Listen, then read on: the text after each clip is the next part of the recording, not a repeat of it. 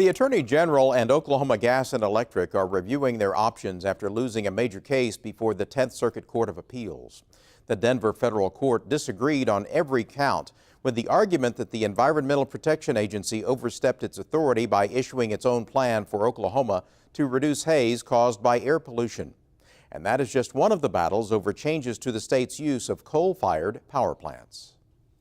The Wichita Mountains Wildlife Refuge in southwestern Oklahoma is approximately 500 million years old. But on many days, its unique geological features are obscured by haze, pollution that mainly comes from coal-fired power plants, which have no limits on the amount of carbon pollution they can emit into the atmosphere. That is changing, but the process is lengthy and inevitably ends up in court.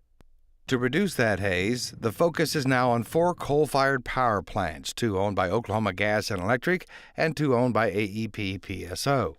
Robert Singletary is the supervising attorney for air quality and land protection at the Oklahoma Department of Environmental Quality. It's really been a long process, a good 12 years at least, that the state's been taking actions kind of building toward this. The State Implementation Plan, otherwise known as SIP, was rejected by the EPA. The federal agency issued its own implementation plan, known as a FIP. Both plans are based on guidelines defining what are the best available retrofit technologies for the plants, otherwise known as BARTs. And that's where the fight broke out: how to best reduce sulfur dioxide emissions and not break the piggy banks of customers in the process. OG&E went the federal court route along with the Attorney General's office. AEP-PSO revised the state plan and now thinks the EPA will approve it, a plan explained by DEQ's Robert Singletary. One of the units is set to be retired. The other unit will have to install and operate several different control technologies, dry sorbent injection with activated carbon, as well as bag houses. That'll help achieve even lower SO2 emissions. The dry sorbent injection with activated carbon system costs far less than the dry scrubbers the EPA wanted. PSO also plans to retire that second coal plant by 2026. OG&E, along with the Attorney General, decided to fight the EPA in court, challenging the agency's refusal to accept the original state plan. It's not about avoiding compliance. It's about how you comply. We believe that there are lower cost options for our customers to achieve the same outcomes. OG&E argues that the EPA's figures on the cost for retrofitting its 2 plants is way off. OG&E puts the cost to remove 1 ton of sulfur dioxide at over $7,000. The EPA's expert places the estimate much lower, just over $1,000 a ton. A 3-judge panel of the 10th Circuit Court of Appeals ruled earlier this month against OG&E and the Attorney General. Attorney General Scott Pruitt says that ruling was very troubling and possibly precedent-setting. It is a case of first impression.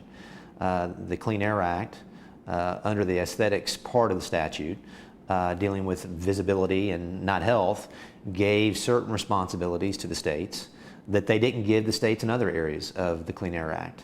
And this case really is about the scope of that authority. The 10th Circuit decided the EPA did what it was supposed to and has the authority to set out its own plan.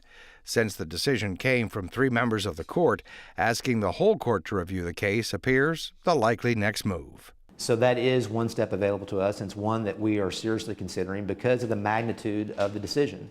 It's very likely that we will ask the full 10th Circuit panel to hear this case. While PSO and OG&E both face the same Haze Rule, both involving similar coal-fired power plants, OG&E's Brian Alford says all the comparisons end there. Comparing OG&E to PSO is comparing apples and oranges. PSO is a part of AEP. AEP is in 11 states.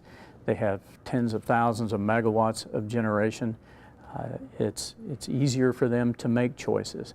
OG&E says it favors alternatives to dry scrubbers for their plants, ironically the same alternative PSO wants to use. Dry sorbent injection, activated carbon injection. Perhaps there is a mix of more gas, less coal that goes along with that. But unlike PSO, OG&E does not want to retire any of its coal power plants. If PSO wins approval for its revised plan, it may still face opposition trying to pay for it. PSO estimates it will have to raise rates by around 11%, which means a rate hike request before the Corporation Commission. Enter Matt Ball and Americans for Prosperity. A rate increase that's being mandated by President Obama's EPA and working in conjunction with groups like the Sierra Club, if that is what the state policymakers want to do, that's their decision. But I certainly don't think it's the right one. The organization has launched an online petition drive to influence the legislature and Corporation Commission on any future rate hikes. We believe the rate increase is likely in the 20% range, and that's reflective of that $200 number. What's really being done here is the EPA is using an aesthetic standard to effectively mandate what Oklahomans will pay for electricity. On the other side of that argument is the Sierra Club. The environmental organization is a participant in the legal fight in federal court and a backer of PSO's plan to deal with Haze. Whitney Pearson is a Sierra Club organizer for the group's Beyond Coal campaign. Their first unit, which is a 430 megawatt unit or so, is coming offline in 2015. So that is a large reduction in those emissions, and they're adding controls to that second unit, which will greatly reduce emissions as well. Pearson says OG&E is actually bucking a national trend by power companies to reduce pollutants and the use of coal. When the rest of the country's utilities are cleaning up, they're either adding emissions controls or making the choice to retire. And OG&E is continuing to delay, and they're going to be one of the last utilities to do this if they continue. For opponents, EPA's Haze Rule only involves what something looks like. The magnitude of both the role of the state under the Clean Air Act and regional haze, the magnitude of the decision for consumers and the cost that consumers face with the degree of visibility improvement that's proposed under the federal implementation plan. I think everybody is for cleaner air, cleaner water, cleaner environment. I don't think that's the question. Whitney Pearson of the Sierra Club makes a point, however. Haze does come from air pollution. That same pollution that creates haze is the same pollution that causes health problems. Sulfur dioxide contributes to asthma and other respiratory illnesses, and so it's a problem for all Oklahomans. And DEQ's Robert Singletary says PSO's revised state plan does include newly released standards for mercury emissions, which is a health issue. While haze is about visibility, it increasingly is also becoming about health. We never know, what's in the future as far as additional requirements that come down from EPA that are, health-based related, not just visibility related like regional hazes. But EPA did fairly recently issue the mercury air toxics rule, which affects some of the same pollutants that impact the formulation of regional haze. And it appears more change is coming. While the battle over how to deal with haze continues in Oklahoma, the president is calling for even tougher emission controls on power plants that use coal. We limit the amount of toxic chemicals like mercury and sulfur and arsenic in our air or our water, but power plants can still dump unlimited amounts of carbon pollution into the air for free.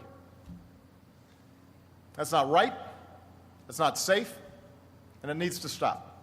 The president ordered the EPA to complete new pollution standards for new and existing power plants, a plan that offers flexibility to states to meet their needs and to account for steps that have already been taken, such as shifting away from coal to natural gas.